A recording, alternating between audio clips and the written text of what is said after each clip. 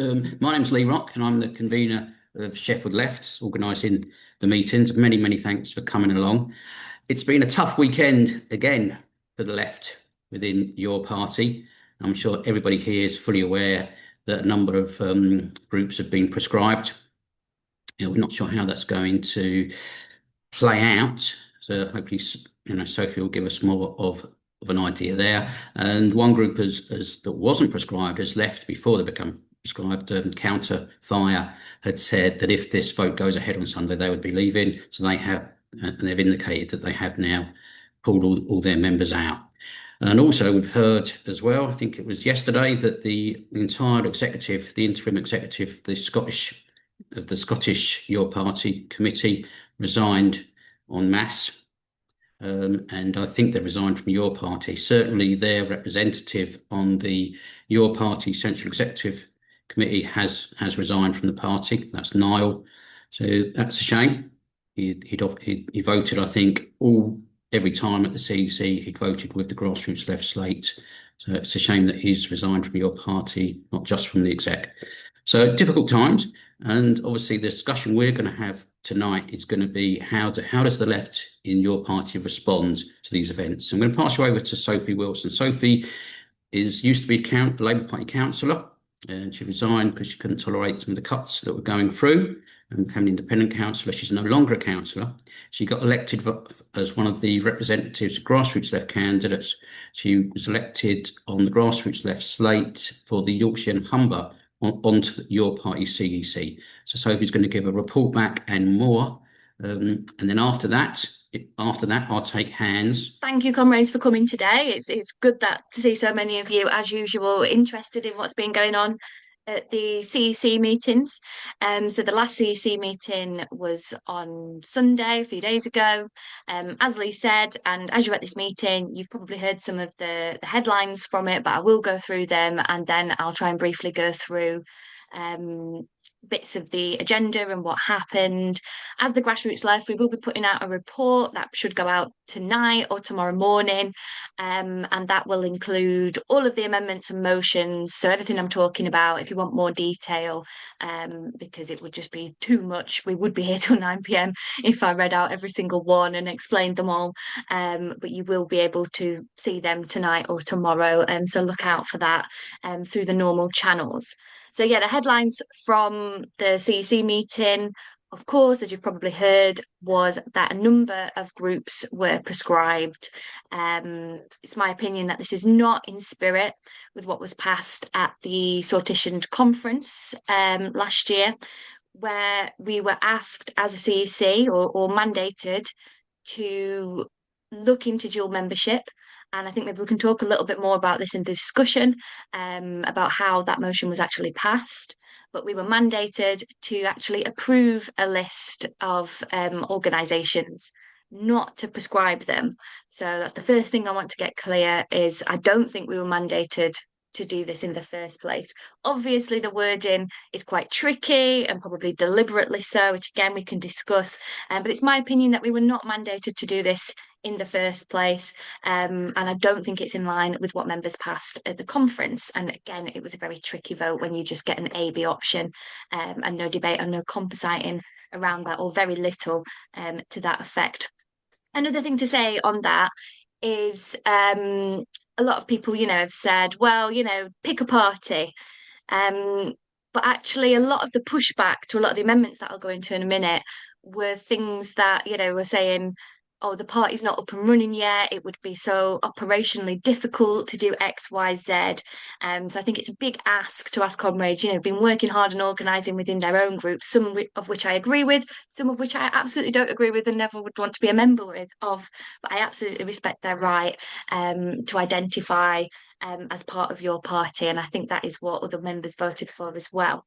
But also to say on that the actual wording, and please do take a look at it when you've got it, the wording of that motion doesn't just prescribe that list of groups.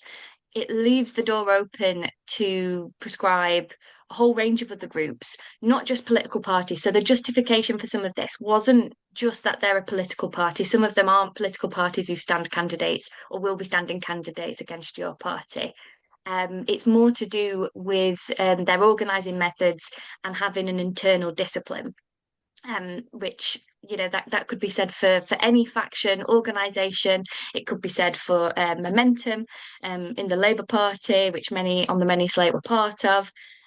So this is a really broad witch hunt, in my opinion, just of the left. So any kind of organisation that has an internal discipline, which is again very subjective and open to interpretation, could in the future be banned. So I just wanted to highlight that because it's not just a case of pick a party when the party's not really up and running. Why would you pick a party that's not had any proven success yet? And even if so, this is not just limited to political parties. So I just wanted to start with that. The other thing that would probably be of interest, comrades, that was passed at the meeting was the complaints procedure. Thank you, Tina, for posting it in the chat. So the other thing was the complaints procedure. This was a long, quite hefty complaints procedure. I've mentioned at these meetings before that I have a slight difference of opinion to a lot of the other grassroots left comrades, and I again respect their right to argue that. Um, in that I don't believe in complaints procedures and disciplinary procedures in this way. I think they can and will be used for factional purposes. That's not to say I believe in being uncomradely. I think you can cover a lot of that with your standing orders. But part of the question is, who investigates complaints, who actually deals with disciplinary matters, and how is that independent? So a couple of the amendments that were submitted on that were things asking for this to be an independent process. Absolutely all of them, as usual, were rejected. And it is the officer group, which I mentioned at previous meeting, that will be dictating and complying with the complaints. So it's basically kind of as expected. I think at this stage in the game, I didn't quite expect an actual list to be produced of banned organisations. I thought that was probably a bad PR move for your party, especially with local elections coming up. There was quite a lot of opposition to it from us in the meeting. One comrade, read out messages saying, that's our election agent gone, that's half of our canvassers gone, and that is basically the party gone in my local area. So, why would you do this?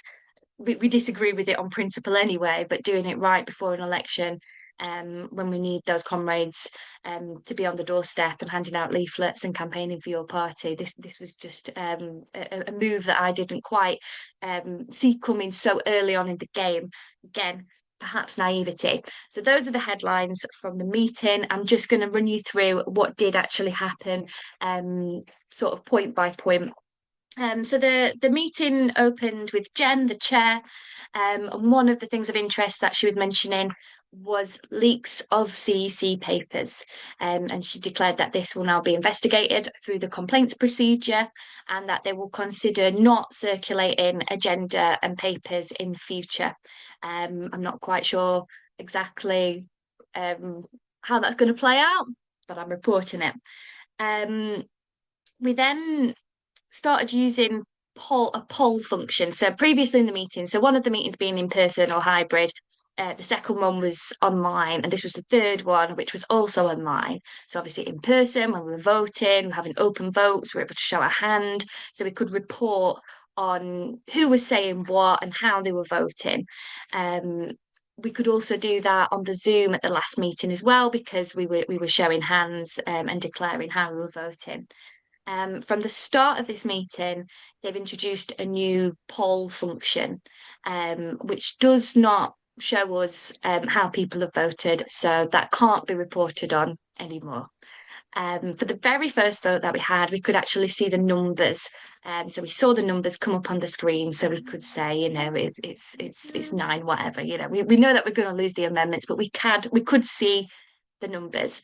From then on, we couldn't see any of the numbers. So not only is this secret voting, but we've no way to verify how much is an amendment has fell by, if anyone's actually deviated from their position, and no way of actually verifying if what we're being told about a motion or amendment is actually true. This becomes key a little bit later on. We got a report from Dawn, who's the secretary.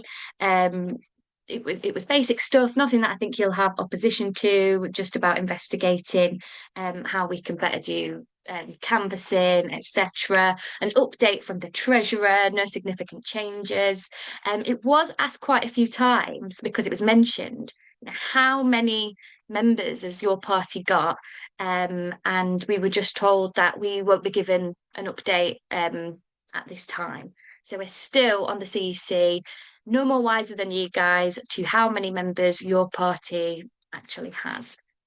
Um, there was a little bit in there when I think at this point in the game, a few comrades on the CC are becoming quite justifiably upset with the way that they're being treated.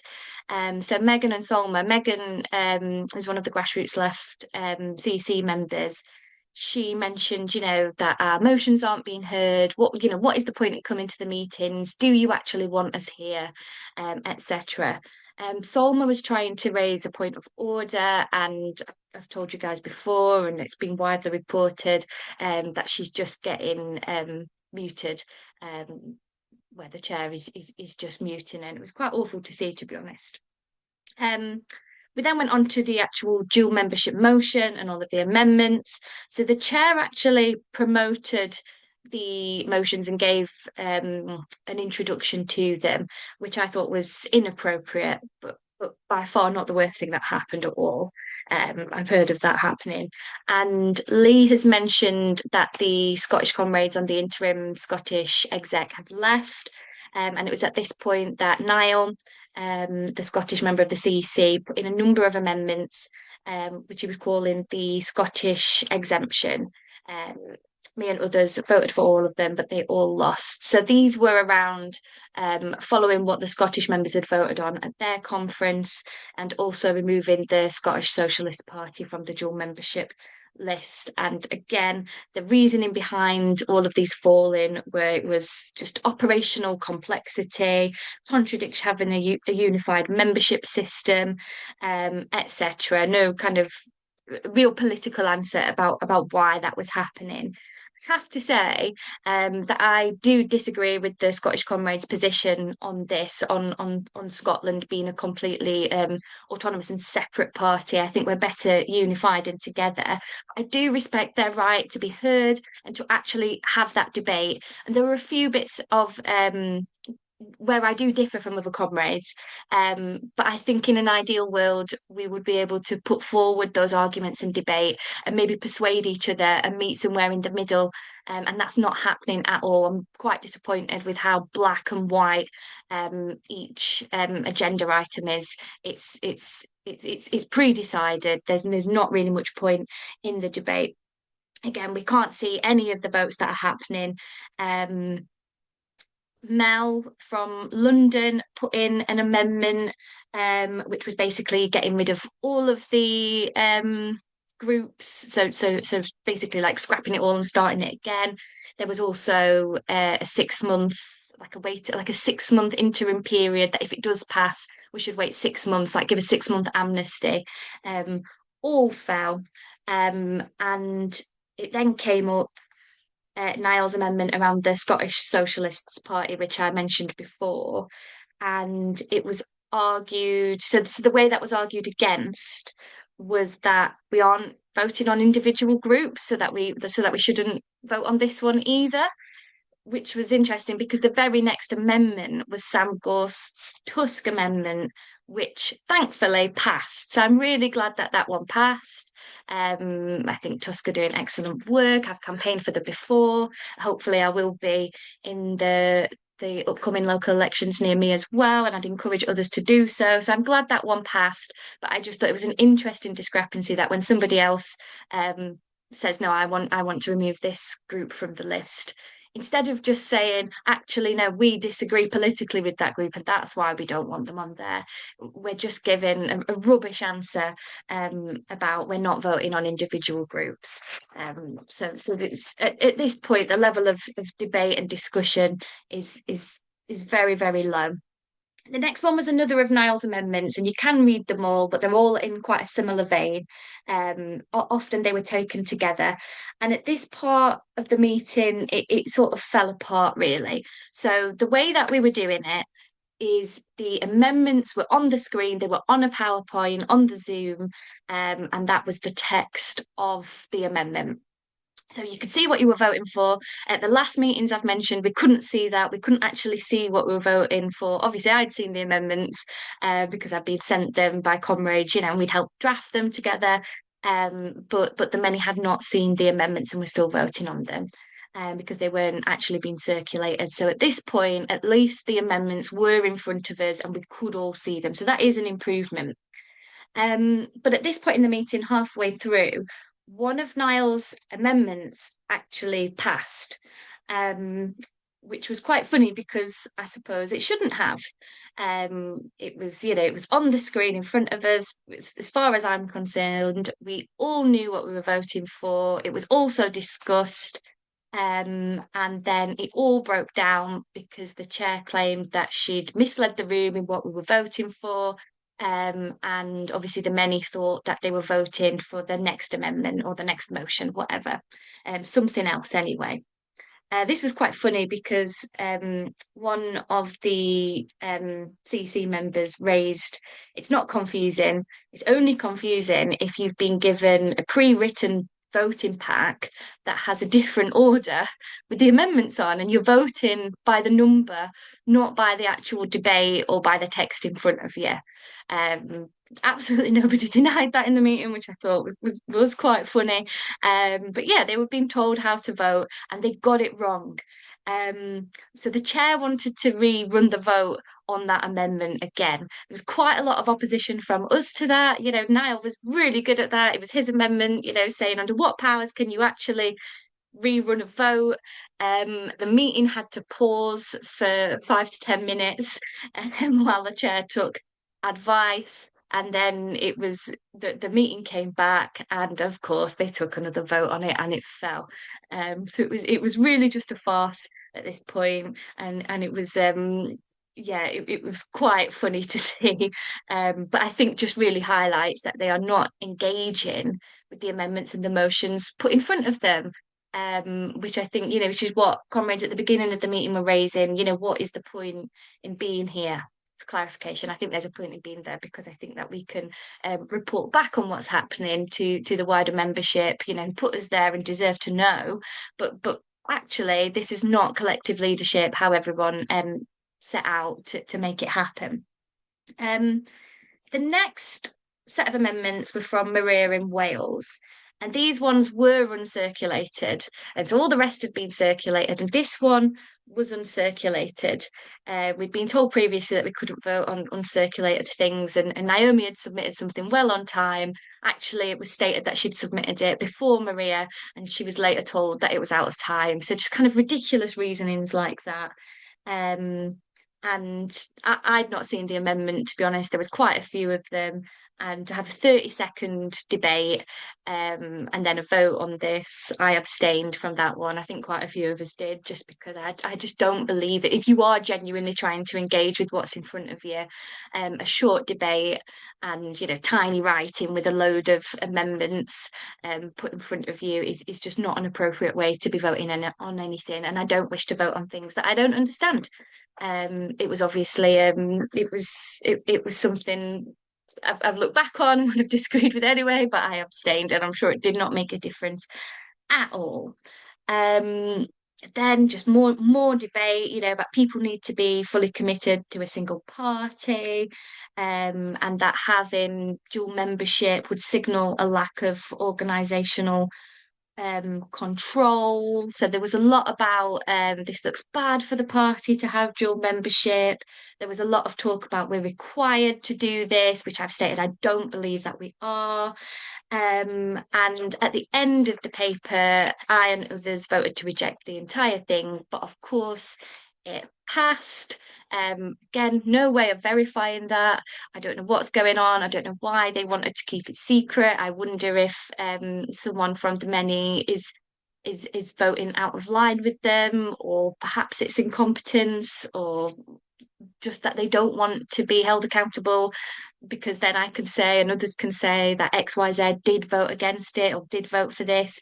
I've just been secretive for the sake of it. I'm not quite sure. Um, there was one comment in the chat that said dual membership was a thorn in the side of progression, but feeling very optimistic now. So that was the tone of the meeting from a lot of the members of the CEC. And then that's all of that. I'm trying to whiz through it quite quick. We got an update from one of the working groups, and it was after all of this that Corbyn joined the meeting. So he was not there for the prescribing of the groups. He joined after that. We then got on to the complaints section. We were asked to do this formally because we were running out of time. There was again quite a few amendments which you'll be able to read later submitted on this. Whistleblowing was one of them. The complaints process being an independent person appointed by the CEC, things around anonymity. And then there was another one which I did abstain on, which was about publishing complaints and determinations in line with employment tribunals. I abstained on that one. And then saying not the officers, the full CEC should be part of this. So a little bit of a difference between it being independent or it being the full CEC, but not just the officers group. And of course, they all fell, and that was formally debated. So no actual kind of speeches for and against. And in line with all the other ones, it's 30 seconds per amendment or motion, basically. And that was most of it, to be honest. There was a couple more reports and then a discussion with Corbyn about local election campaigning. And that was a little bit more productive. Naomi, I think, said one of the only things that was agreed upon by all of us, which was that your party should put out a statement about the Defend Our Juries campaign and the prescription of Palestine action. We all absolutely agreed on that. But the majority of the meeting was taken up with the dual membership debate and then the complaints procedure. So I'll leave it there if that's okay. Happy to answer any questions if I've been unclear, and looking forward to your contributions about where we go from here.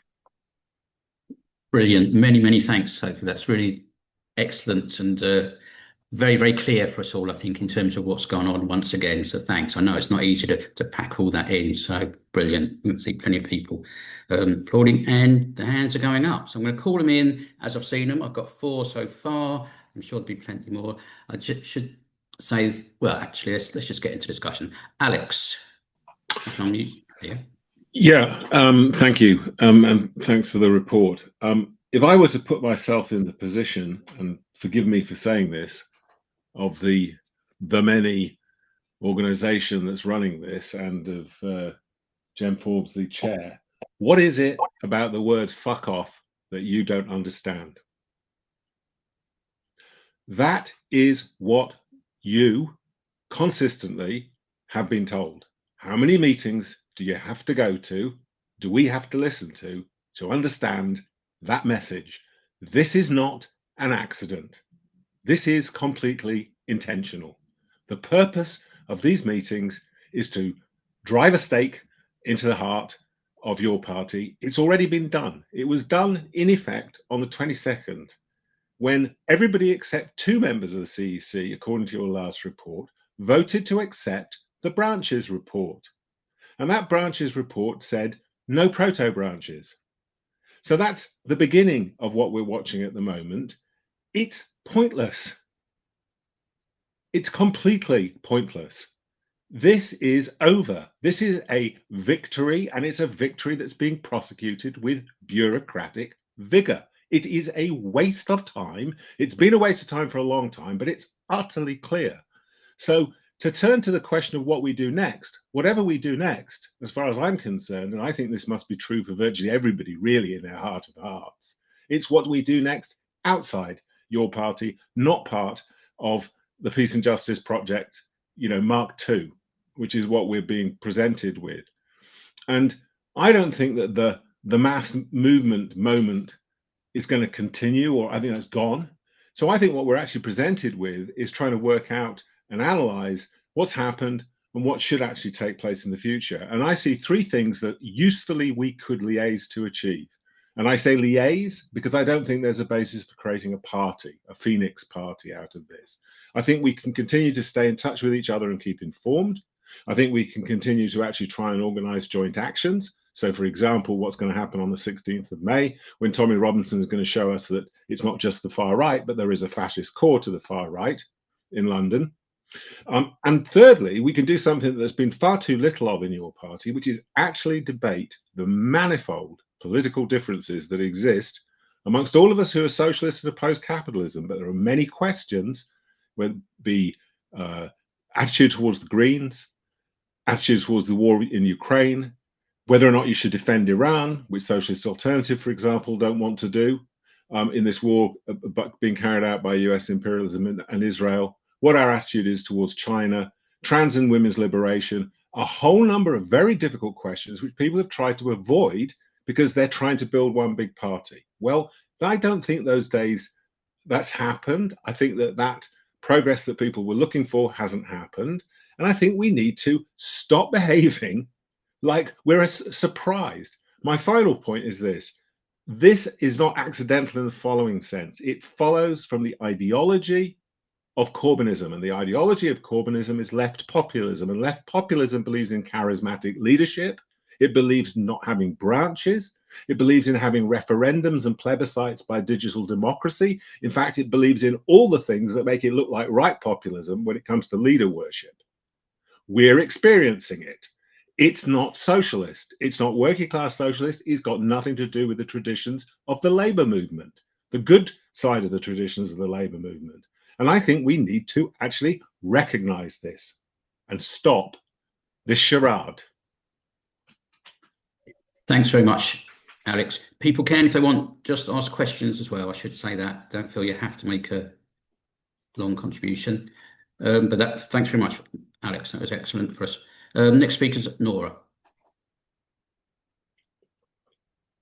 Yeah, I've got two questions. One is about the staff.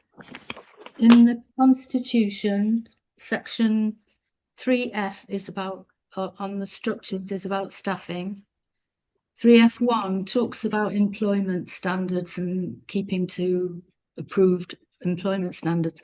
That's the first sentence. The second sentence says any interim arrangements apply only to the period December 2025 to March 2026.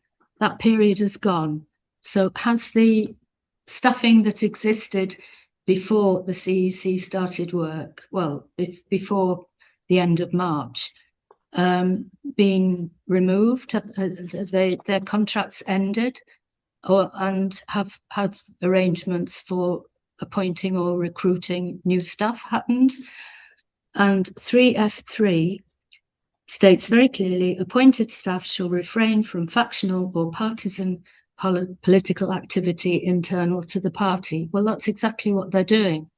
So on two counts within the Constitution, the CEC as a body and the staffing themselves are acting against the Constitution. That's one thing.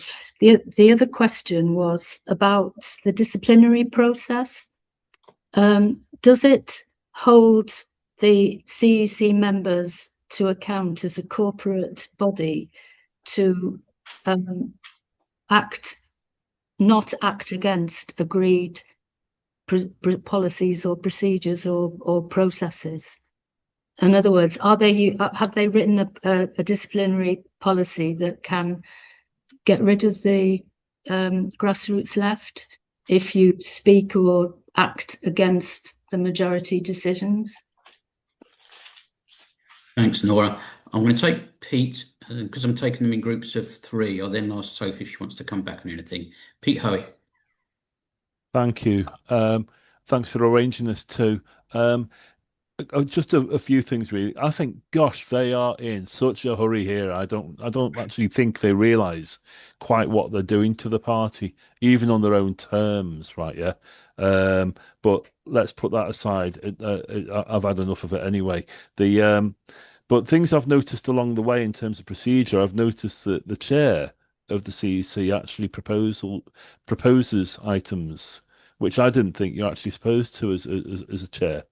Um, but on an equality basis, I would say that everybody attending a CEC meeting ought to know who else is voting in which direction, because it automatically discriminates against those who are not able to attend the meeting face to face.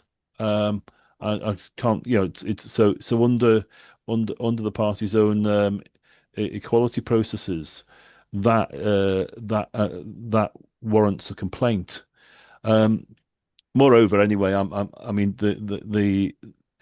I'm done with people like Sam and Alan Gibbons and stuff. And I've known Alan for 40 years, right? Yeah. I've had it because they're like robots. They don't actually believe uh in discussing the issues. They pick their favorite part of what you've got to say and attack it. They don't actually listen. And I think maybe this is something that's been pre-decided by a very tiny clique of officials and both employed officials and elected officials to run things in a very, very tight way, and the absolute antithesis of this. And that's what's pissing people off so much, because actually a number of people who are formerly part of other organizations in your party is very small in my view. It's probably what 1 in 8, 1 in 10. This is having a devastating effect on all the interested people who are left in the organisation. So I think for me, I'm particularly interested in what we do uh, in terms of linking together now. Um, I'll hold my membership for a little bit, but I'll work with my book group because I've enjoyed working with my group. And I haven't come across the hideous accusations of really awful behaviour that's been alleged from some of the people on the menu side, and I've asked them repeatedly for evidence. But in Yorkshire and Humber, it's not there. So I'm comfortable working with people, and I think really, I was chatting with an old comrade from the Wirral who I know, who is coordinating something. I'll put it in the chat group, but but I think there's potential for groups to share resources um, across the country because there are so many people who are committed socialists who are just so utterly pissed off with this, and I've actually enjoyed, like a breath of fresh air, the experience of working with people on a non-sectarian basis. So that's where I am. Thank you. Thanks very much, Pete. Just before I bring Sophie back, just to say the Huddersfield comrades have now gone to have their own meeting, but they actually had a watch party for this meeting, which I think is quite impressive. So I don't know how many they had at that, but that must have taken us over the 100 figure. So that's excellent. Over to you, Sophie, if you've got anything you want to say to the first three contributions. Yeah, can do. No, I think they're all good contributions. So Nora asked some direct questions. Have the staff been removed? And basically what I've been told is that the contracts were coming to an end, and that would be up for debate, renewal, etc., whatever it is. But we weren't part of, or at least I was not part of that conversation, so I've been shut out of that. It does seem to me that it's the same staff at the last meeting, and that are involved as when I was first elected on the CEC. So there may have been some change, but at least some of them have stayed there as staff. And just as a reminder, we did put in some amendments around employment practice, and they fell. So there's no real oversight of that, and I probably know as much as you, except that I can see them actually in the meetings. Is there anything in place if we go against a majority decision? Not that I have. Not as I understand it, a majority decision at the CEC, but then there's enough in the code of conduct and the complaints, etc., that effectively would. And what is interesting though is there is things that if you go against, like the member will and what happened at conference, so you can't actually go against that. But of course, that seems like they've done that every single meeting. Um, Pete asked about that we should know who's voting this in the quality process. I don't think it is because for the last meeting, it was entirely online. I do think there are other equalities things because comrades have raised repeatedly, that they can't see the amendments, they can't hear the whatever. So I think you're along the right lines. I think there are some equality issues here and they've been raised. I think that the voting one is just bad. And on Alex's points, not how I would have put it. I'm not going to say I disagree on some of the points. What is it about fuck off you don't understand? From my point of view, I'm going to stay here to report back to everybody else. Don't get me wrong, I understand the message from them. I get it. But I think it is worth, whilst I've got this position, whilst I can be in the room, and I have said that at some point they may just stop sharing the agendas in advance, so I won't be able to share, or they've also hinted at just, not bringing things to the full CEC. I mean, most of the important stuff isn't at the full CEC, but as far as I'm concerned, we're going to need to learn lessons from what's gone wrong and what is going wrong. So anything that we do organise, whether that's in your party, out of your party, whatever, I think we are going to need to analyse what's going on, and I'm going to continue to at least try to contribute to that at some point. Don't get me wrong, I'd probably rather be on the outside and shouting myself, but as it stands, I'll try my best to just report back. I'm going to continue to at least try to contribute to that at some point. Don't get me wrong, I'd probably rather be on the outside and shouting myself, but as it stands, I'll try my best to just report back. That's great, Sophie. Asif. Thank you for giving me time. I just had a few concerns regarding the party. Like from here in Bradford, as I'm seeing, too many people, they are getting desperate and they are leaving the party. And they are saying the party is not working properly and there is no proper system in the party. That's why we are leaving the party. And they are even in the favor of left and they are going to the Green Party. So my question is, like so far, 9 months are gone and we didn't launch a single candidate. Or they were saying that we will form first of all CEC, then after we will launch the candidate. So why they did not form the CEC committee before the March? Thank you, Asif. Thank you. Tina. Well, I mean, this is of course a very sad day, if you want, that Corbyn, one of the victims of the biggest witch hunt in British history, has now turned witch hunter general himself. It is very sad, but it is not surprising. I don't think, Alex, many of us are surprised. We have seen the same thing playing out in the Labour Party. Corbyn is a Labourite. He's not a Marxist. He's not really a revolutionary. He's definitely not a real socialist in the sense that most of us understand. He's a Labourite. He thinks that Parliament will bring socialism. We have a vote and then we introduce socialism that way. Why did we get involved in your party then? Not because we have illusions in Corbyn or think that he can build us, bring us, deliver socialism, but he had a name and he brought, 60,000 people into a party. Could have been much more if they hadn't messed it up so much. But it was a huge audience of people who consider themselves socialists of one way or another. And I think that is maybe also the reason why we shouldn't just drift out now. Of course, your party as a vehicle for socialism there's absolutely no chance. That ship has long sailed and it was never built to be a ship for that purpose.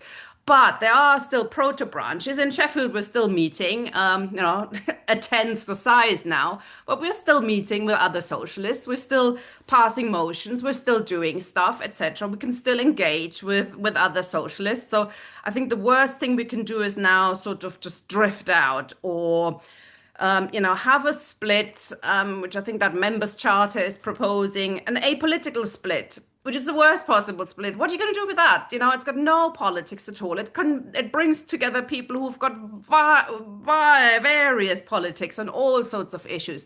As soon as a question like the trans question comes up, it'll blow apart because it's got no program, it's got no culture of open debate, of culture. Pointless, absolutely pointless. So very much against splitting like that in an unorganized fashion. If we do it, we have to be clear what we're trying to do. We actually have to start building the kind of party we really need. That's going to be very difficult, especially if somebody like Zara Sultana or a big name doesn't get behind it. But we'll have to start formulating what kind of party could actually, organize the working class, could help us achieve socialism. It has to be democratic, it has to be open, it has to be transparent, and it has to be clearly for identifying what socialism is. I know your party does it, but it's got no definition of it. It's not saying it's the rule of the working class, for example. It's just to sort of, be nicer to each other. So I think we should spend some time on that. And the questions I have for Sophie is, how do you see, I think most of us agree your party is not going to be it, but how long can we carry on organizing within it? What's the situation like in terms of branch formation? I think you said it was on the agenda, but either I've missed it or, did they make any progress on that? Will they happen or not? I mean, we're going to carry on with our proto branches anyway, but, that might be interested. And do you expect the witch hunt to actually become a hot witch hunt like it did in the Labour Party? I get the impression from the email they sent out that it's going to be more of a lukewarm thing. So when, if you stand for a position somewhere and then, you might get chopped or people might get fingered by local members who've, have a grievance with them, etc. But they don't have the money, they don't have the staff to conduct the kind of active witch hunt they did in the Labour Party, for example. So I think we do still have a bit of time, a bit of space, not to sow illusions in your party, quite the opposite. It's clearly not a vehicle for socialism, but use these networks that we have to carry on organizing and start campaigning for the party we actually need.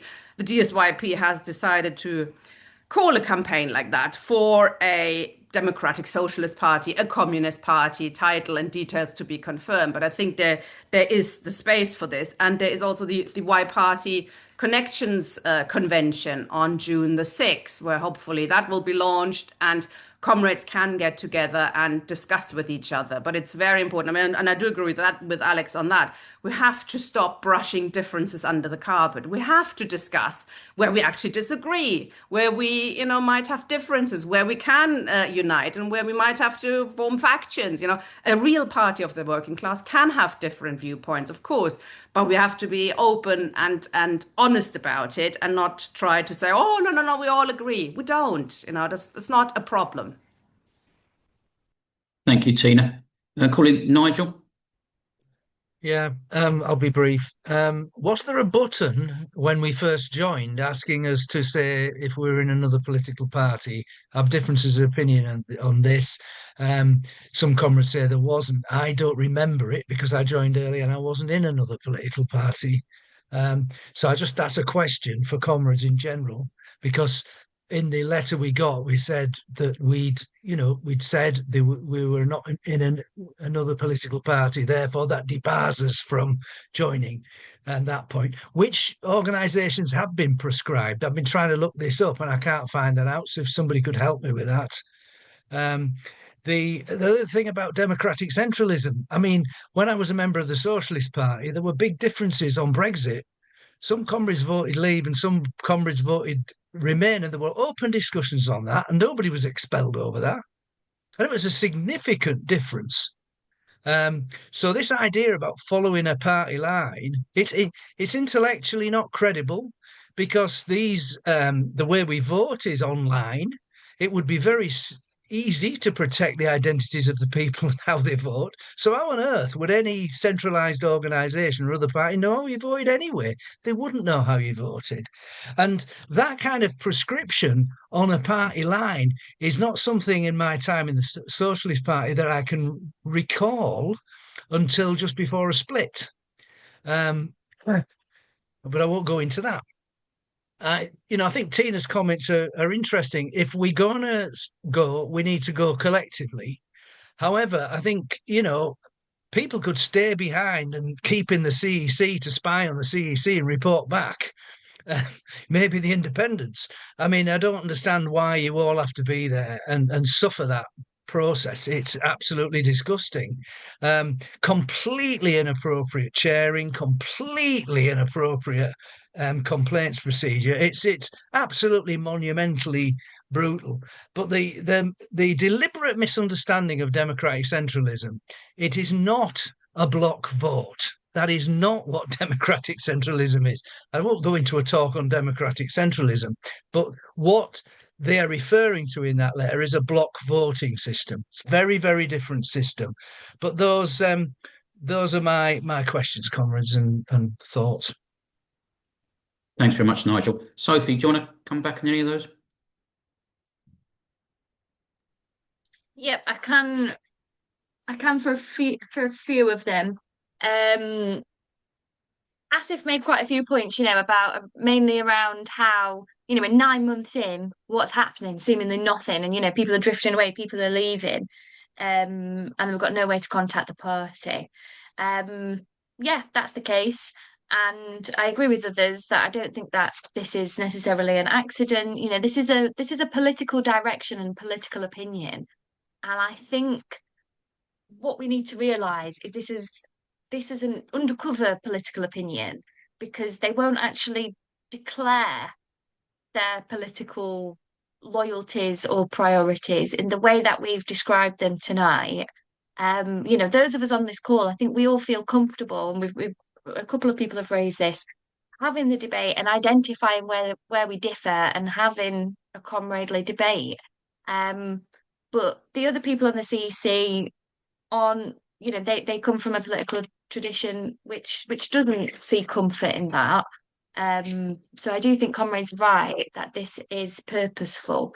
There is a split between those of us who want a socialist party with branches, want it to be democratic, as Tina said, want socialism defined, are happy for factions and tendencies to independently organise within that, because we're all the stronger for it.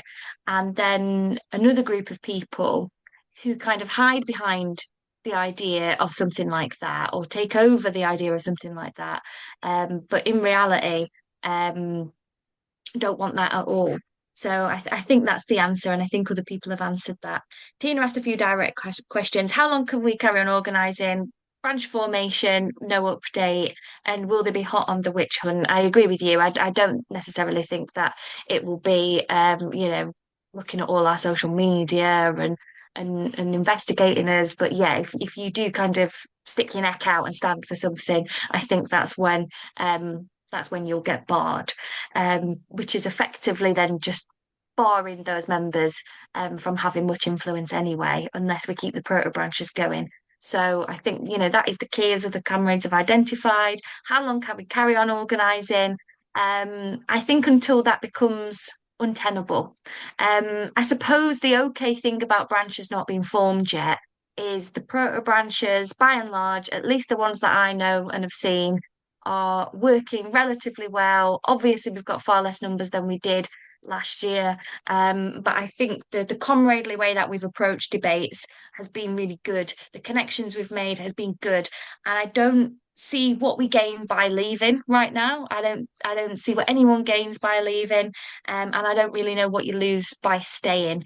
This is not similar to the Labour Party in Gaza.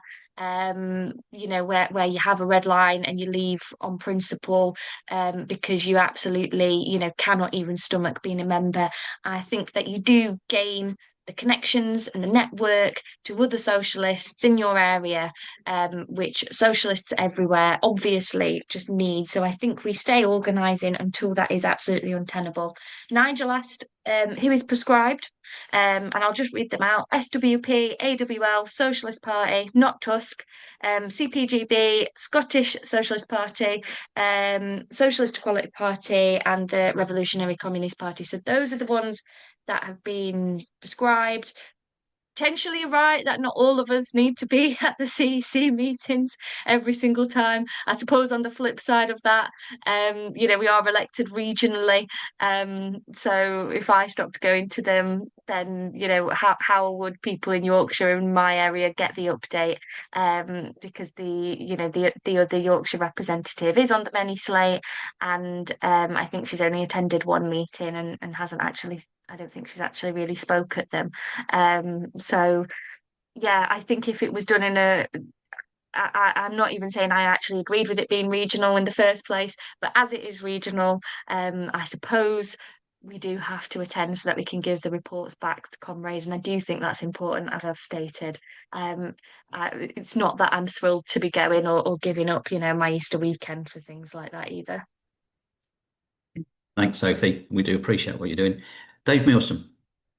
I'm going to limit, but just before you speak, Dave, I'm now going to put a limit of 3 minutes on people. Thanks. David. Yes, guys. I mean, when the party was initially launched with 800,000 people expressing interest, it was we just saw the potential for building a powerful left-wing party in Britain. But obviously, the Corbynites have basically wrecked that perspective and that possibility that opened up to us. I would say, I mean, there's a group that are meeting in April, and I think they've got up to 400 people attending, and I think they're definitely going to split prior to our meeting in May. I haven't got the details of the April people, but I think we've got to really consider, leaving your party, because the hemorrhaging will just continue. The longer that we leave this, the more that people are going to leave in disillusionment. So I think we've got to be very intelligent about how we handle this, and perhaps May is the time where we have to make that decision. But I'll open it up to what other comrades think. Thank you, David. June. Thank you. I'll be real quick. Firstly, Sophie, it was great to see you on Friday in Coventry with a whole bunch of great socialist people. Dave Nellis. That was definitely not me. Oh, no, it was Megan. It was Megan. Yeah. Sorry, I beg your pardon. Yeah. It was Megan that we met. You both wear glasses. I'm sorry.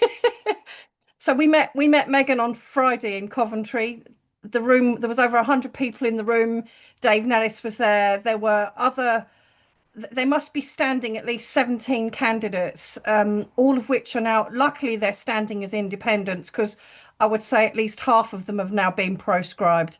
And these people have worked in their communities for 40 odd years. So, it is stunningly bad, stunningly disgraceful behaviour.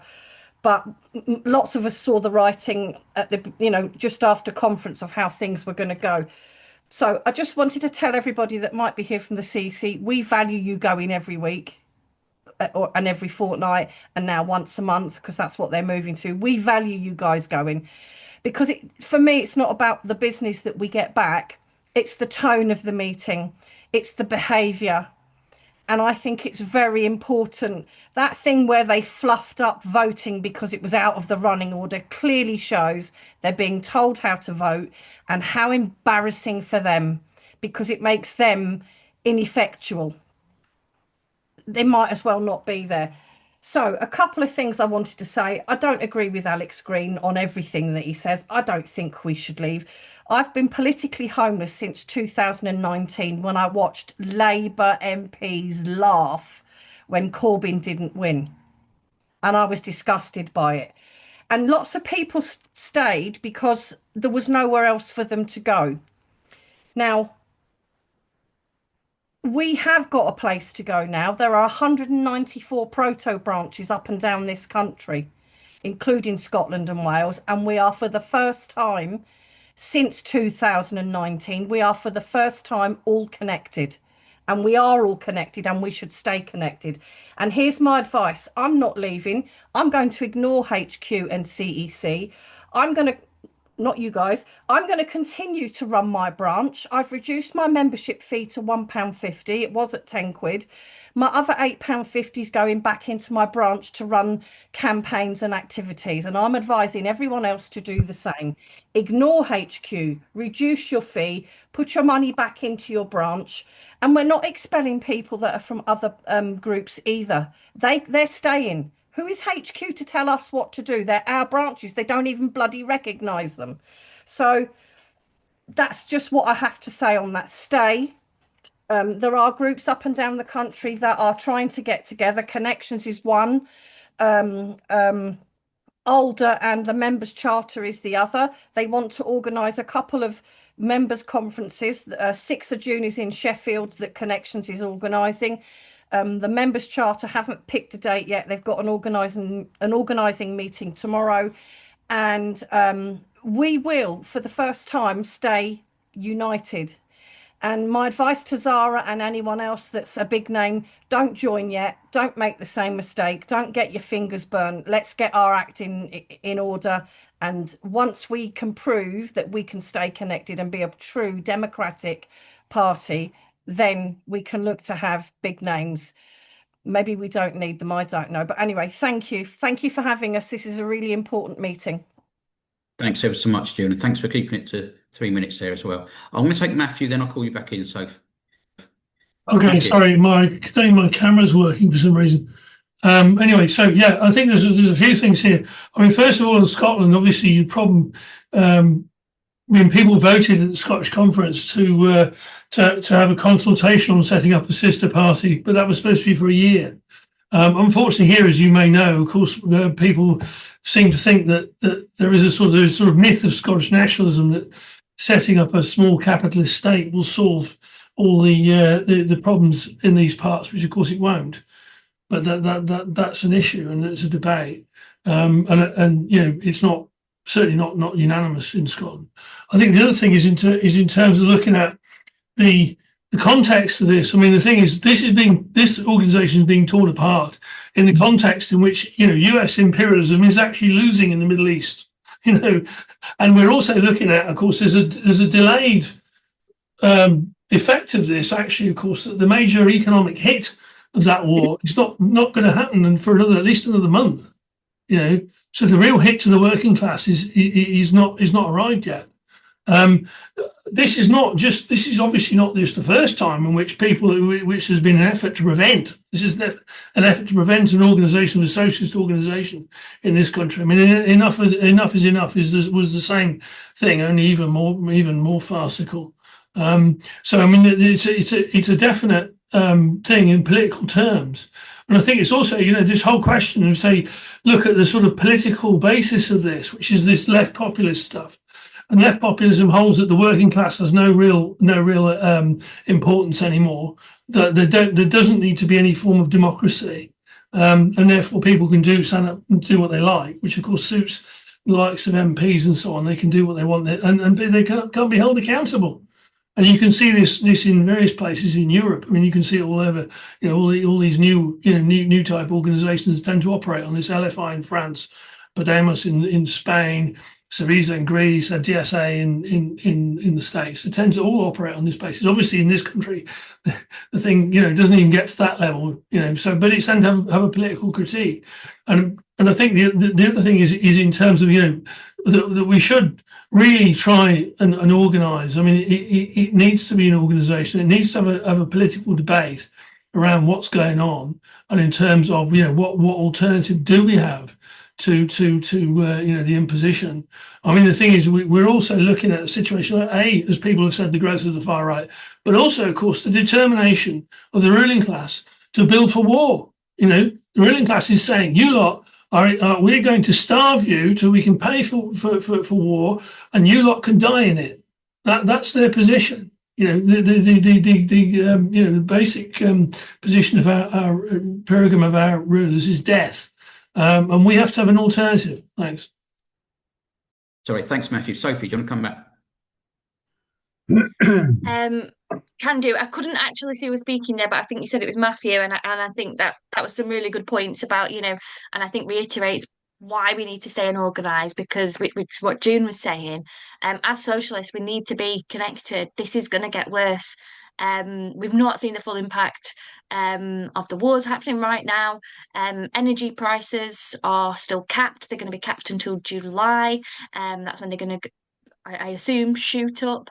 Debt levels rising. I don't need to preach to the converted here, but I do think it's all about to get worse. For the everyday person, every day the cost of living is about to shoot up if it's not already too high anyway. And on top of that, I think we're going to see huge reform and restore gains across the country, which is not just symbolic. They're actually going to do things in the councils, that are going to make it harder for charities for supporting people and the everyday services that people rely on. Again, I don't need to preach to the converted, but I do think in 6 months' time, we are going to need to have this network and we are going to have to be together. And it's going to be really vital that we do something, now, yesterday, whenever. I think from that, just, yeah, good contributions. Agree with a lot of what is being said. Thanks, Sophie. I'm going to ask people to try and keep it to 2 minutes now, because we are running short of time if we want to finish at 8. Robert. Thanks very much. You can hear me? Right. Well, the one thing I want to say is that the structures of your party are working perfectly well. They're doing what they're designed to achieve, right, which is to create a social democratic party. There can't be a democratic, social democratic electoral party. And all the froth that came out of the period leading up to the conference just missed this point. It was never going to be democratic. It was always going to be Corbyn's party, and it was also therefore going to have reactionary politics, for instance, on Palestine. Yeah, and that's a whole range of questions about the left and the reactionary positions that many organisations on the left, like Socialist Party, like Dave Nellist, like Socialist Alternative, have in relation to Palestine. So what does that tell us about the process that led up to the conference? Well, the first thing is that we in the RCG, FRFI, drew a distinction between Sultana's position and that of Corbyn. Corbyn, the open reactionary. Sultana indirectly challenging him. The most of the left not refusing to take a stand on either side. Yeah, and then Sultana pulling back. Oh, Jeremy is an anti-imperialist, and so on. Once you sold out on the politics and the lead up to the founding conference, you'd end up with a dead organisation, which is actually what we are witnessing now. So for those comrades who are saying, "Oh, we got to remain in the party for this reason or for that reason or for another," always for interests. There's always been a reason why you can't leave the party. It's not the right time. We got to wait for this, or we might win that. That's what Sultana's doing, right? But in the end, you're going to find the regime is more and more brutal, more and more repressive. Yep, this is a dead duck. It was in November. The whole process of creation of it meant that to those who wanted Corbyn to be in the party, they had to compromise with his reactionary political standpoint. Full stop. Thanks. Thank you. Thank you, Robert, and thank you for keeping it to 2 minutes. Nick.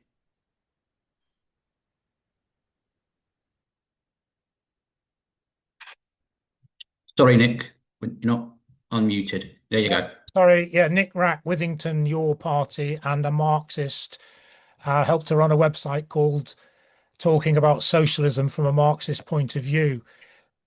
The only reason from my argument for joining your party was the potential for a mass influx of people to a place where there would be a lively, vibrant discussion about what we mean by socialism as an alternative to the present capitalist system. And it's been apparent for a very long time that that opportunity has been deliberately squandered, deliberately scotched by those who are in power, in control, and that is those around Jeremy Corbyn. Now, it shouldn't be a surprise to anybody that's looked at Jeremy Corbyn over the years, even when he was the leader of Labour Party and there was a mass influx of people into the Labour Party, he was responsible for backing John Landsman's coup, which prevented the development of a democratic momentum. He was responsible with the leadership of Unite for preventing open selection being implemented in the Labour Party. And he's responsible, although he won't get his hands dirty, he's responsible for the witch hunt that is now taking place in your party. And instead of having a lively, perhaps messy organisation in which socialist arguments, socialist ideas can be discussed, debated, thrashed out, and grow, amongst 800,000 potential members, we've got what, 20,000 people, maybe 40,000? There is no question, in my opinion, that your party can become a properly democratic organisation. They're not allowing branches to develop. It's a place only where, if there's a network existing, that can be maintained. In my opinion, there's nothing to be gained from pursuing a futile hope that your party can be turned into some sort of credible socialist alternative. The only question is, and this is the dilemma that we have, the question is, what do we do and how do we do it? And that is, how do we keep those that want a genuine socialist party, that is a democratic socialist party that stands for the abolition of capitalism, not for managing it, saying that clearly and arguing for it, which I think can be made popular. How do we keep people who want that sort of party together as we progress or proceed to discuss how to bring that into being? It's not going to be done.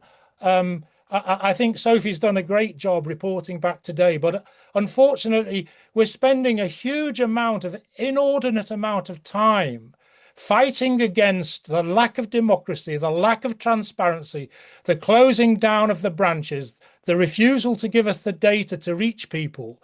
And we're not spending the time on arguing socialist alternatives to war, to austerity, to inequality, to climate catastrophe, and organising all the different socialists who may have fundamental disagreements on lots of things, but are united on the question of abolishing capitalism. And until the working class creates for itself a party that stands for the abolition of capitalism and puts those arguments to the class, including in Parliament and council elections, we will not make progress. So I'm not saying one way or the other what people should do in their branches. If there are networks, then we need to find a way of bringing those networks together, but to discuss clearly the political basis, not a broad party, liberal mishmash, but a clear socialist, communist party committed to the abolition of capitalism. Thanks, Nick. Thanks, Nick. I'm going to give people it's 2 minutes now because and Sophie will come in at the end. I'm sorry about this, but we're going to have to rush through now. Callum. Evening, comrades. Callum Solfield. I'm from just across the border from the Sheffield Left in Chesterfield. I was one of the people who started the Chesterfield in North Derbyshire proto branch. I've been one of the key organisers throughout. I'm not a member of any other party. The decision on dual membership on Sunday has killed our proto group. There's no coming back from it. Without the dual members who have contributed massively to our local organising, the remaining few members who aren't inclined to stay around anyway with that decision wouldn't even have the capacity to carry on organising in the way we have. We've held meetings with 100, 150 people, and Chesterfield's not a massive place. You know, we were doing great, but we're dead now. Next week, we're holding a meeting to discuss our future. I guess some will stay in your party. Some may form a local independent socialist group or network for the area. I guess my only question is, should I be encouraging band members to stay in your party and not oust themselves and carry on building in the proto branch. I'm not comfortable doing that necessarily anyway, with the CEC overturning conference decisions. If we as party members can't trust our leadership, how in God's name could we ask the public to trust us as a party if we ever got hold of any real power? I'm sick of what's happened. It's been happening for a long time, but I think this is the final nail in the coffin for your party in Chesterfield and North Derbyshire. Anyway, thank you, comrades. Thanks a lot, Callum. Steve. Hi, Lee, and comrades. I'm a supporter of the smallest platform. You've probably never heard of it, Republic YP. Neil Christie was also a supporter. So we've had it quite hard. We've had one of our supporters barred. We've had one of our supporters expelled, and Neil has just resigned. And I did spend a short amount of time, but it was already too late, trying to persuade him not to resign. And in a way, I stand with June Tobin on this. I'm definitely for staying and for fighting on. We must resist. I want to make a couple of points, however. There was a divide, I think, in the opposition to the Corbyn programme, if I call it, between structural, I call them structuralists, those who wanted to focus on internal democracy and the YP constitution, and the programmists, and I put myself in that category, who argue there is no party if we don't have an agreed programme. And there isn't an agreed programme. We are really a non-party. Although as a non-party, it could have been a useful united front for joint activity in the localities, for debate and common work, so fine. But let's not have any illusions that YP is a party, although Corbyn obviously has got his own programme. So I do see this crisis as a split over programme and a victory for the Corbyn programme or platform, and a defeat for the Marxist communist platform, and a defeat for the Republican, I call them anti-unionists. And I just do say why that. If you look at the people who are excluded, the people who support the communist program, they're all the communist groups. And it's interesting that Tusk was unbanned, because Tusk isn't a Marxist organization. So it was banned and then it got unbanned. But all the other groups are, I think, Marxist groups. So they were communist groups, so they were excluded. And I would just add this point that in Scotland, it's a defeat in Scotland for the anti-unionists who are opposed to the union of the UK, as indeed I am. And that's why it's effectively a coup against the Scottish executive. The interim executive elected by the Dundee Conference were literally overthrown, which is why at the end, Niall Christie felt he had no choice but to resign. So the question is, in face of all of these defeats and attacks, what do we do? Leave or fight back? And as I said at the very beginning, the question is how we do that, of course. So that's another big debate that we need to have. We're going to do that. But I am with June Tobin, stay and resist. And if people cannot be members of your party, they should still work with us in whatever formations. We should not implement any of these decisions where we are. I'm in Lambeth branch, and I'll be arguing that the SWP members should stay in Lambeth branch. And I'm not. Thanks. And I'm not a support of the SWP. Thanks, Steve. Okay, I'm asking people to keep it brief. I'm going to call in James. Then I'll call you in, Alex. But I'm only going to give you 1 minute. You spoke at length before. Okay, James. Hi, everyone. I just want to give a little bit of clarity as an insider to the process of what's going on with the members' charter discussions. So I'm involved with the organisers for that. And just to kind of address a lot of different points, obviously the charter as it is written on the website issues a demand to the CEC and says if the demand is not met, a members' conference will be called. At the moment, the internal chat within the organisers of that has very much acknowledged that the basis for an actual party coming out of such a conference is non-existent in the short term. And the proposal that is circulating around the organisers is to establish an association of a socialist association, which would enable proto-branches to retain their identity and affiliate to another body, essentially, without it being a party. but would enable, as Alex rightly said, a liaison network for joint action, for joint debate. And the key that that proposal is working towards is to essentially mandate that association to hold the debates necessary to create a structural and programmatic proposal for a new party in the future at some point. So just to give a bit of insight, that is currently where the organisers of the members' charter are. And if you're interested in that as an idea, I would recommend putting your name to it and coming along to the meeting. There's no set timeline on exactly when things are going to happen. Obviously, things are in a very much a state of flux right now. So it's all to play for. Thanks, James, and thanks for keeping it to 2 minutes. Alex, if you can do it in a minute. Yeah, I mean, what's the difference between maintaining a network, which has nothing to do with the centre, not listening to CEC decisions because you don't agree with them, and staying in touch with each other and splitting? There isn't any difference. So what we're discussing is what's the split look like? Because nobody's proposed that there's any point engaging with this Corbyn leadership and this Corbyn centre. They stand against any kind of independent organisation. And the purpose of this witch hunt is indeed to get rid of Marxists. That's the core of it. Everything else is a detail. And that's because politically, the Corbynites are not social democrats. They're not Labour socialists. They're populists. And populists want to destroy socialism, Marxism, anything resembling to it. They want to actually end up in a situation where you accept capitalism and negotiate the boundary between the interests of, quote, the people and the oligarchy. That's not abolishing capitalism. It's got nothing to do with it. So what I'm saying is, let's stay in connection. Certainly, it's going to be outside your party. That's a reality. And let's discuss the politics that haven't been discussed in your party so far. What does it actually mean to build a party that could overthrow capitalism? Thanks very much, Alex. And sorry to have to keep you to that 1 minute. Dan.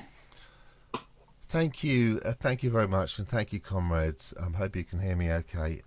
I suffer from ME, and I'm really got overload at the moment, so I've written loads of notes, so I'll try and get through them as quickly as possible. I'll give you 3 minutes, Dan, don't worry. Yeah, no problem at all. Thank you very much indeed. So first of all, thank you, Sheffield, and keep connected. Solidarity with everybody there. It's absolutely essential to keep connected. Solidarity with Sophie and all the genuine CEC reps. The direct disrespect shown to CEC reps Salma, Naomi, and others is obviously unacceptable. It is neither comradely or in any way respectful to disregard the democratic numbers who elected these people for very good reason. They've all got essential skills and so much to offer. But not in your party, sadly. Going forward, that will not be the case. Your party is now exactly what the current OC wanted to be. But sadly for them, that's just 5% of its potential. What could have been? We all know that. Talking about the purge or prescribed parties, no, what's actually been said is that dual membership is not allowed. Anyone who joined being a member of another party are therefore ineligible to join your party. This is what was said. I personally thought that any joint membership was not conducive to unity going forward, but that was a conference before we democratically voted to allow both dual membership and collective leadership. What happened to that? The current OC have shown contempt for the very unity they claim to seek. Your party is 5% of what it could have been. They may fool some moving forward, but not us. We must keep connected, because moving forward, connection is everything. Independent socialists are relevant. Greens are relevant. Your party may be relevant, but what it could have been, my goodness. But we, the 90%, must stay connected. Thank you. Thanks very much, Dan. Gregorius, I'll call you in as a late hand. Sorry, I raised my hand and then I lowered it. No, I just very quickly, this is a very useful discussion, and it's not an easy decision whether and how to split, because I think that's sort of the feeling in general. But the product branches, from what I understand, have nothing to do with the central, other than the idea that they are part of a central, a sort of a national formation. But in practical terms, there is nothing that connects the product branches and the headquarters. So I think it should be there that this decision is made, and and the connections established there should be like the sort of basis upon which to set up something new. Having said that, we should also come to terms with the idea that we're not going to have a mass party. What we can have as a left sort of it will be at best a sort of network of socialists that entered this project and effectively realized that this is not working. That's my thinking. I think that we should keep that in mind, and we don't have the capacity to have. I think the opportunity has been lost.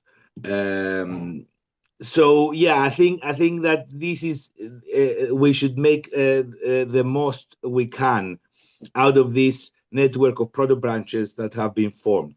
And the final point is that all this membership that we're told 20,000 or 30,000 people, they are not really engaged, right? I mean, the product branches number a few hundreds. So a lot of people have only been, many have not even got on the portal, have not verified their memberships. Many have just voted for the elections, and that's their only engagement with the party. So I'm wondering what's the dynamics within those that attend the product branches. And I suspect that the majority of those will be opposed to the decisions of the Corbyn group. So that's what's behind my argument, that the product branches should be the basis for another attempt to set up something else outside of your party structures. Thanks very much, Chris. I just want to say a few things before passing it over to Sophie. I know there's been a lot of things in the chat, but I don't know if everybody reads it. We need to keep in mind, and this is a response to Callum and many others, that in terms of the proto branches, prescription does not apply. The leadership has no authority over the proto branches. They don't recognise us, they don't give us any money, they don't want us. So people can continue with their proto branches and just ignore that prescription. And I would encourage people to do that.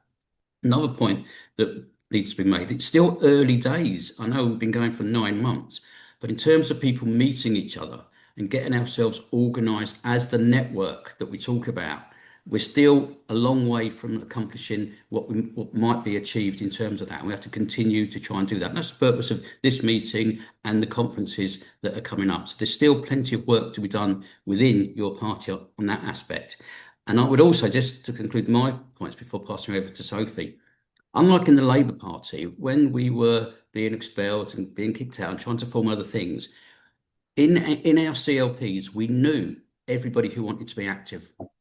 In your party, we don't yet know that.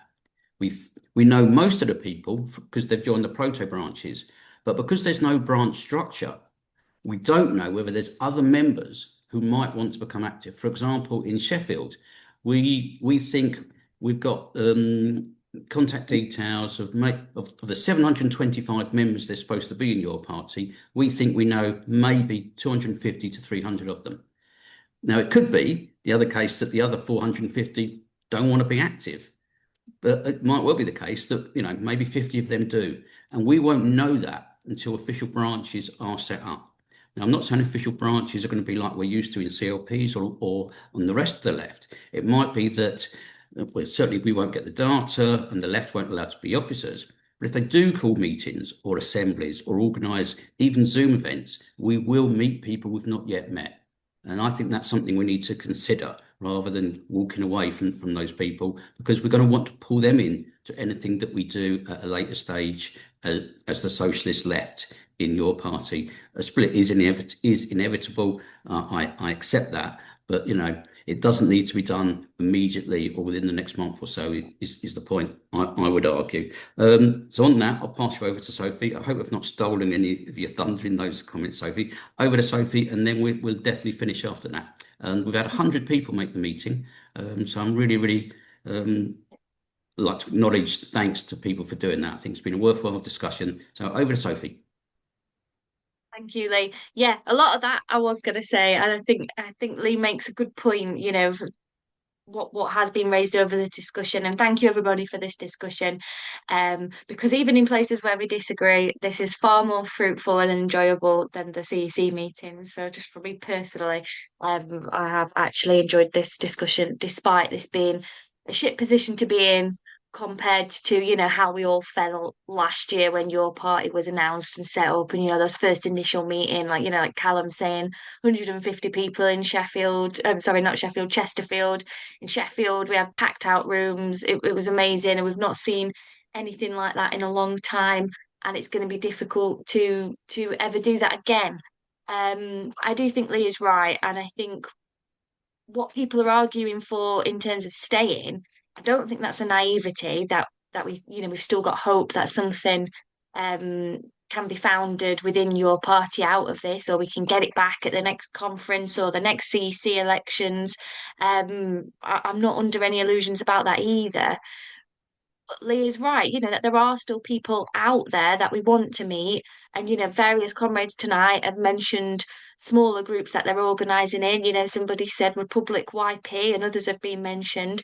And I would encourage those people that you're going to need those people. I think it was Alex Green who said, what does it look like for a socialist to organise to overthrow capitalism? And I certainly think we're going to need all of those people, and we're going to need as vast a network as we possibly can. And that would be my argument for staying. Obviously, I don't think that means that, everybody on an individual basis needs to be, following what the CEC does, or following what HQ does, or kind of towing the party line, of which there is very little, because people have pointed out there isn't much of a political platform to actually go on, and we're not really standing candidates, it's independents, so we're not having to argue for this specifically on the doorstep. So I don't really see what we're losing by staying. But if you can't stomach it, and you're in an area where you're feeling pushed out, fine, come back when when the branches are getting formed, and see who's around. And if there isn't any more people, potentially we've wasted a few months and a little bit of cash. But I think the long-term gains of that could be outweighed by leaving prematurely. If there is any kind of split or any kind of organising within your party, that does need to be organised. As always, I think doing things prematurely is what kills things off. There's an argument that is what happened with your party. That's not one that I subscribe to, but that is one of the arguments. So yeah, I think we've had a good discussion on that. I can see that there is a difference of opinion, but also I think that those who do want to leave your party, I hope you keep on organising with us, and we keep up these networks, because it would be a shame to see some people go altogether. It's also been shared in the chat that there is a model motion going round about not expelling the prescribed people from banned groups in your proto branch. Obviously, there's nothing they can do because they're not going to recognise the proto branch. So just carry on as you were, carry on with all the good work that you were doing, as far as I'm concerned. And I'll just end on, because I had a few questions, kind of why we're carrying on doing this as the CEC, and etc., which I think I've explained some of it. But I also just wanted to add that I do not believe that people, when they are elected into a position, are there for themselves. If if the members all came to me or voted, which I thought was genuinely democratic at conference, and it was a vote that I didn't like, I would respect that. We've brought up the Brexit debate, which I was obviously involved in at the time and had a different opinion to other comrades, perhaps. But I would respect that. And I think that's what you have to do when you're in an elected position. You're there to represent others, not to just kind of do what you feel like. So what I'm trying to say there is I want to be guided by the members that voted for me, potentially by those who didn't as well, because I do think a lot of people are opening their eyes to what's happening in your party. And I don't think it's up to us and the CEC. And I think we've also made mistakes in the past by thinking that big names and big leaders can be the saviours and they can be the one that brings us together. It was great to getting 800k sign-ups, but it didn't work out like that. So I think we need to learn lessons from this. So I'll continue reporting so that we can keep aware of what's going on. I'll keep reporting so that we can learn those lessons, and we'll see what the next 6 months brings. But again, thank you so much for coming, and thank you, Lee, for chairing. And thank you, Sophie, for the report back and your contributions. Much, much appreciated. Thank you. Thank you, everyone, for coming. We got down to just over 70, so that well done for lasting, such a long time, comrades. Enjoy your evening. Let's make sure we keep in touch. There's plenty of fighting still to do, both in your party and outside. Thank you very much.